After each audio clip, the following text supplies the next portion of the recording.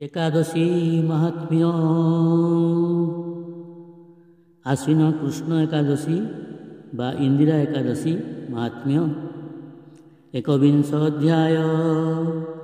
युधिष्ठिर उवाच कहन्ति पंडुक नंदन शृणन्तु श्रीमधुसूदन।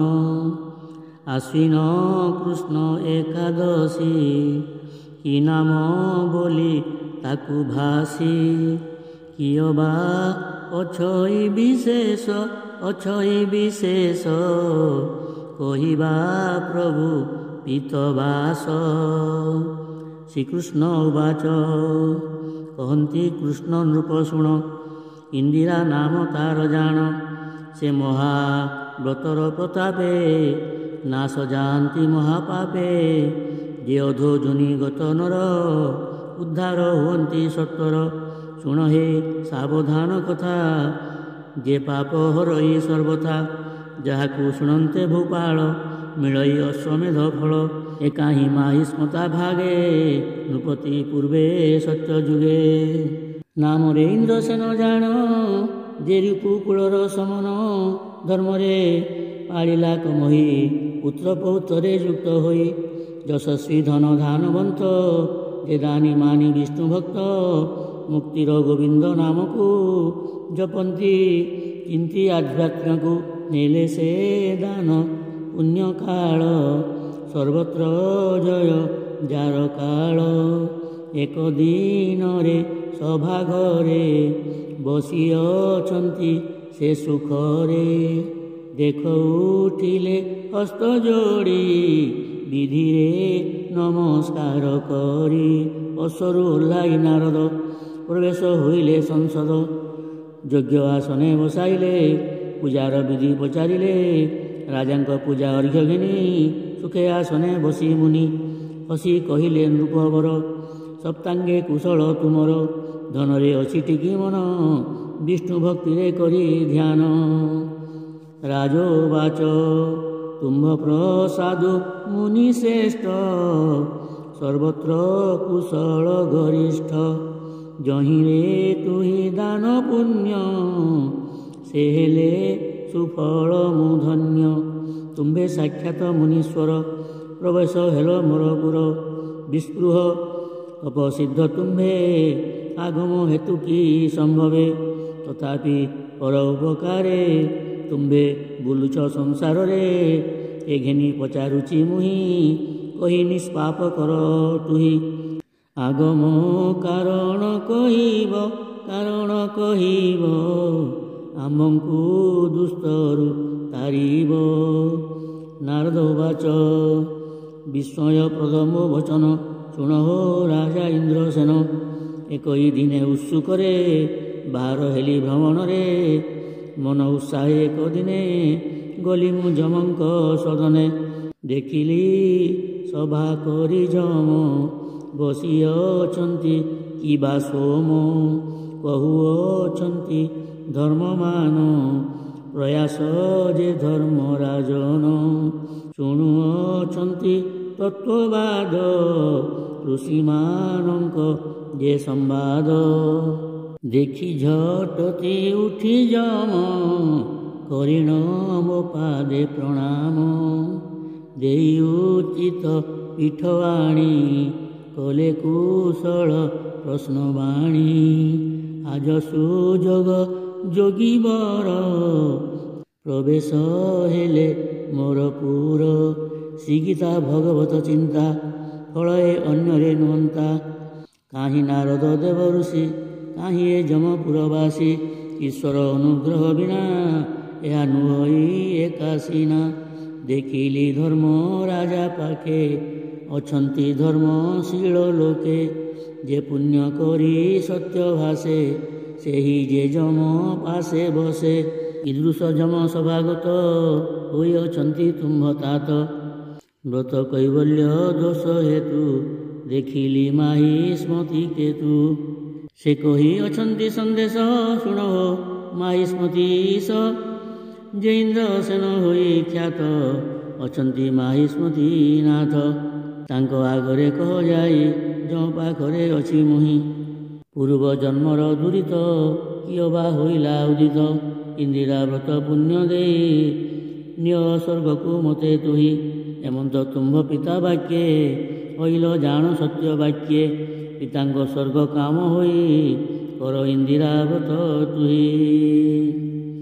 ରାଜବାଚ କରିଣ ଅନୁଗ୍ରହ ମୋତେ କହନ୍ତୁ ଏ ବ୍ରତ କେମନ୍ତେ। ହେ ରାଜା ଇନ୍ଦ୍ର ଶୁଣ ତୁହି ଏ ବ୍ରତ ଶୁଭ ବିଧି କହି। ଆଶ୍ୱିନ କୃଷ୍ଣ ଦଶମୀରେ କରିବ ପ୍ରାତଃ ସ୍ନାନ ନରେ। ଶ୍ରଦ୍ଧା ରଖିବ ମାନସରେ ଯେ ରୂପେ ପାପ ମାନସରେ। ମଧ୍ୟାହ୍ନ ସମୟକୁ ଜାଣି ସ୍ନାନ କରିବ ନରେ ପୁଣି କରିବ ଇଷ୍ଟ କର୍ମ ମାନ। ଭକ୍ତିରେ ହବିଷ୍ୟ ଭୋଜନ ଛାଡ଼ିବ ଜାୟା ଶଯ୍ୟା ସଙ୍ଗ। ଶୟନ କରିବ ଭୂଭୋଗ ବିହିବ କାମ କ୍ରୋଧ ଝିଣି। ନେବ ଦଶମୀ ନିଶି ପୁଣି। ବିମଳ ପ୍ରାତ କାଳ ଦିଶି ଜାଣିବ ହେଲା ଏକାଦଶୀ। ଦନ୍ତ ଧାବନ ପୂର୍ବ କରି ମୁଖରେ ପ୍ରକ୍ଷାଳନ ସାରି। ଉପବାସରେ ଯେ ନିୟମ ସ୍ୱଭକ୍ତି ଭାବରେ ଘେନିମ। ଆଜି ହୋଇବ ନିରାହାର ସମସ୍ତ ଭୋଗ କରି ଦୂର। କାଲି ଭୁଞ୍ଜିବ ତହିଁ ଅନ୍ତେ ଶରଣ ପୁଣ୍ଡରିକ ନେତ୍ରେ। ଏ ରୂପେ କରିଣ ନିୟମ ମଧ୍ୟାହ୍ନେ ପୁଣ କରି ସ୍ନାନ। ଆଶାୟୀ ଆଗେ ଶାଳଗ୍ରାମ କରିବ ଯେ ବିଧି ନିୟମ। ପିତୃମାତୃଙ୍କ ଶ୍ରଦ୍ଧା ପାଇଁ କରିବ ଶ୍ରାଦ୍ଧ ଶ୍ରଦ୍ଧା ବହି। ଗୋଧୂମ ମାସ ଯବଧାନ ଗଣକ ବ୍ରୀହି ତିଳ ଘେନ।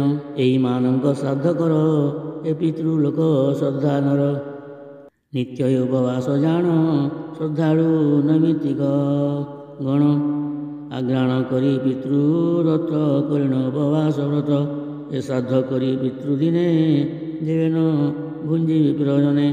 ଦେବତା ହବ୍ୟନ ଘେନନ୍ତି କବ୍ୟକୁ ପଦାଏ ତେଜନ୍ତି। ଯେ ଅଛି ଶାସ୍ତ୍ରମାନଙ୍କରେ ଆଗ୍ରାଣେ ଅଧଭୋଜନରେ। ଯେ ଏକାଦଶୀ ପର ନୁହେଁ ଯେଣୁ ଏ ଦିନ ପାପ ରହେ। ଯେ ଏକାଦଶୀ ଚନ୍ଦ୍ରକ୍ଷୟ ଏ ଦୁଇ ଦିନେ ପାପ ଚୟ। ବଗ୍ରାଣ କରି ପିତୃଅନ୍ନ ସାର ଯେ ଶ୍ରାଦ୍ଧ ବିଧିମାନ। ବ୍ରାହ୍ମଣେ ଦେବ ସୁଭୋଜନ ଦକ୍ଷିଣା ଦାନେ ତୋଷୀ ମନ। ସୁଗନ୍ଧ ଧୂପ ଦୀପ ବାସ ଦେଇ ପୂଜିବ ହୃଷିକେଶ। ରାତ୍ରରେ ଜାଗରଣ କରି ଥିବ କେଶବ ଅନୁସରି। ସର୍ବରି ଯାଇ ପ୍ରାତଃ କାଳେ ପ୍ରବେଶ ଦ୍ୱାଦଶୀର ବେଳେ। ଯାଇଣ ସ୍ନାନ ବିଧି ସାରି ଭକ୍ତିରେ ପୂଜ ନରହରି। ସାରିବ ମାଧ୍ୟାହ୍ନିକ ବିଧି ପୂଜା କରିବ କୃପାନିଧି। ହବିଷ୍ୟ ଅନ୍ନକୁ ଭୁଞ୍ଜିବ ଏକାଳେ କଥା ନ କହିବ। ହେ ମହାରାଜା ଏ ବିଧିରେ କରିବ ବ୍ରତକୁ ଆଦରେ। ତୁମ୍ଭର ପିତୃଲୋକମାନେ ବିଷ୍ଣୁ ଲୋକକୁ ଯିବେ ଏଣେ। କୃଷ୍ଣ କହିଲେ ଯୁଧିଷ୍ଠିର ଏମନ୍ତ କହି ଋଷିବର। ଗଲେ ସେ ଅନ୍ତର୍ଧ୍ୟାନ ହୋଇ ଇନ୍ଦ୍ରସେନକୁ ଚିନ୍ତା ଦେଇ। ଇନ୍ଦିରା ବ୍ରତ ନିକଟରେ ଡିଣ୍ଡିମ ଦେଲେ କଟକରେ। ଆଜ ହବିଷ ସର୍ବେ କର ଆଜ ଇନ୍ଦିରା ବ୍ରତ କର। ଶୁଣିଏ ଡିଣ୍ଡିମର ଧ୍ୱନି ବ୍ରତ ସମସ୍ତେ ସାବଧାନୀ। ବ୍ରାହ୍ମଣ ମାନଙ୍କୁ ବିଚାରି କଲେ ଯେ ବିଧାନ ପଚାରି। ଆଶ୍ୱିନ କୃଷ୍ଣ ଏକାଦଶୀ ଯାହାକୁ ଇନ୍ଦିରା ଆଭାସୀ। ଏ ବ୍ରତ କରିବ ସମସ୍ତେ ଇନ୍ଦ୍ରସେନର ଆଜ୍ଞା ମତେ। ପ୍ରାତଃକାଳରୁ ସ୍ନାନ ସାରି ସେ ମାହି ସ୍ମତା ଦଣ୍ଡଧାରୀ। ଦଶମୀ ବିଧି ଆଚରିଲେ ଯେ ଅବା ଅନ୍ତପୁରେ ଥିଲେ। ଜାୟା ଆତ୍ମଜ ଘେନି ରାଜା ବିଷ୍ଣୁଙ୍କୁ ଅନ୍ନ କରି ପୂଜା। ହବିଷ୍ୟ କରି ତଳେ ଶୋଇ କଲେ ଦଶମୀ ବ୍ରତ ସେହି। ଦଶମୀ ହେଲା ଅବଶେଷ ଦିଶିଲା ଦିଶେ ରବିତ୍ରାସ। ନୃପତି ଅବକାଶ ହେଲେ ସ୍ନାନ କରିଣ ବିଜେ କଲେ। ସଂକଳ୍ପ ଏକାଦଶୀ କଲେ ଯେ ରୂପେ ନାରଦ କହିଲେ। ସ୍ନାନ ଶ୍ରାବଣ ଉପବାସ ଜାଗର ବିଷ୍ଣୁ ପୂଜା ରସ। ଭାବି ନାରଦ ଉପଦେଶ କଲେ ସେ ବ୍ରତଙ୍କର ଈଶ।